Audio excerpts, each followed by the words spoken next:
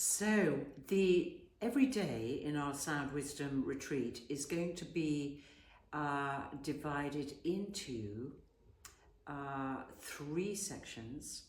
We start, those that wish to join us, start at 7:30 in the morning with energy movement work and breath work and silent meditation. So the morning section is usually led, if you like, facilitated by myself and Nick Twilley, who is a remarkable world percussionist, philosopher, and he and I have been working together for over 40 years. We use the interface of self-inquiry work with the energy movement.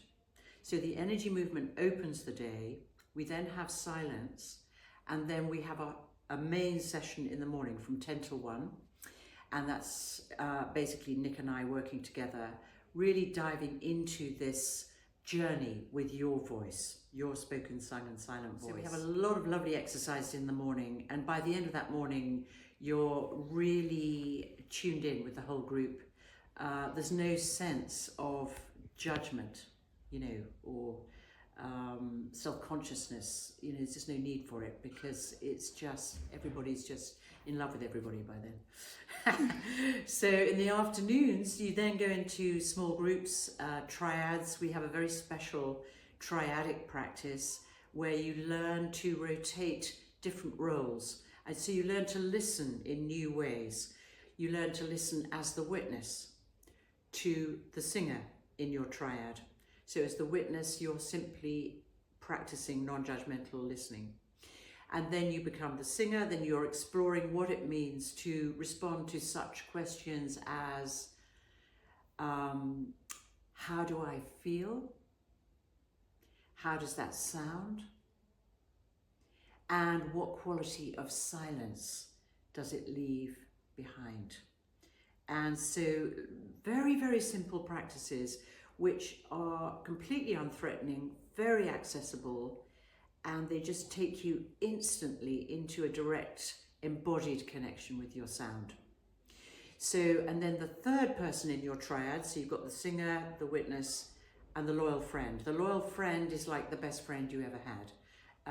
And so what you're practicing there is exploring how these three dimensions of listening and communicating, witnessing without judging, expressing your truth without, totally authentically, and then befriending yourself, really encouraging yourself to express your authentic voice. In the evening is much more informal, but the focus is more dedicated to just the sheer joy of singing, sounding, poetry, sharing mantras, devotional chants, and so on. And it's very important for everybody to know that you can just, ideally that we really encourage you to be there for the morning sessions, and ideally the afternoon sessions. The evening sessions, more optional.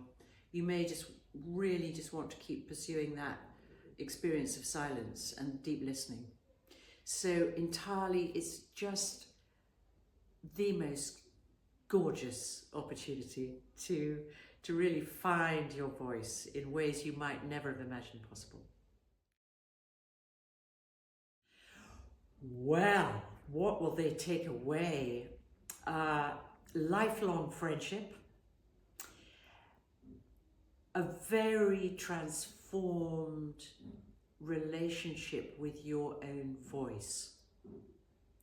So many people come to so-called voice workshops or retreats with this sense of, am I going to have to perform? Am I going to have to sing on my own? And they also come with a kind of sense of, very many with kind of traumatized childhoods, with this idea of having experienced at school, being thrown out of the choir, or told that they couldn't sing. And so what they'll take away is a totally new relationship, a new perception of what your voice is. So what we'll be doing throughout the course is really collapsing the dimensions between speaking, singing, and silence. You know, if you think of the bardic traditions or the troubadour traditions or the shamanic traditions, the voice is used there, and also in the religious traditions, the Gnostic traditions, the perennial wisdom. The voice is really used as a vehicle for spirit. So you're taking that away. You're taking away practices that will enable you to really explore your voice as a vessel for spirit, also as the voice of your soul, your authentic voice. So the voice of the personality or the egoic mind learns throughout the course of the retreat to take a back seat, and rather than being critical and punitive and dualistic and right wrong about your voice, good bad, what we're doing throughout the retreat is training the egoic mind to become more curious, you know, to become more genuinely interested in what it's hearing. And that combined with the objective witnessing mind, which involves a very pure and clear focus on the pineal gland. This is the third eye. This witnessing consciousness is absolutely fundamental to our work. So you will take away practices that really assist you to strengthen your non-judging, self-observing mind. And I mean, the pineal is mind-blowing, as I'm sure you may well be aware of. It's the light bulb of the brain. It receives luminosity from the cosmos, from the universe, and it's like an antenna that takes us out into an awareness of the voice as being something far greater than the personality voice, you know, or the voice of our, you know, everyday narrative. Hawkwood just holds such a special place in my heart. It really does. This is an extraordinary landscape. I mean, like few others I've come across in this area. It is in England. I have had connections with Hawkwood going back to the 80s. It goes back a long way. It really goes back a long way. So I have a very heartfelt connection with Hawkwood. I love the landscape. I love the fact that you have your own natural spring here, which is just incredible, absolutely incredible. You know, the metaphor of the spring, particularly in our work, is everything. The bubbling spring of the human soul.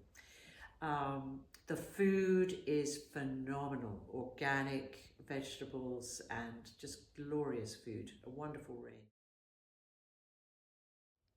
I am a great lover of the human voice, and I have spent most of my life in pursuit of the authentic voice, both within myself and within others.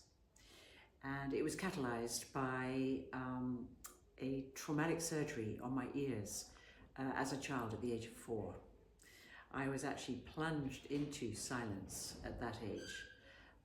And what happened was, it was like one of those wounded healer moments that I actually found myself spending more and more time in nature and being with the wind, with the elements. So I could feel the wind, I could feel the sun, I could communicate with the birds. And at that age, you know, you're very preconceptual. So, you know, you're just in this direct connection with what I've come to call living presence.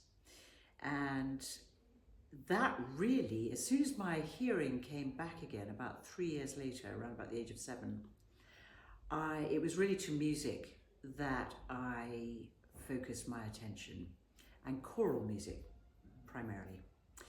So that's been my great passion. I've sung the entire Western sacred repertoire of choral music, and I've been very blessed to be a soloist. I actually sung the part of the Mother of God for John Taverner's opera Mary of Egypt.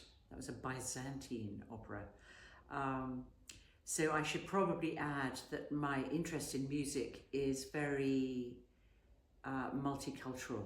So I've spent a lot of time traveling and exploring music cultures in Africa and India, the Middle East, the northern areas of Canada and North America, exploring indigenous communities and learning a huge amount from the ancient wisdom of sound.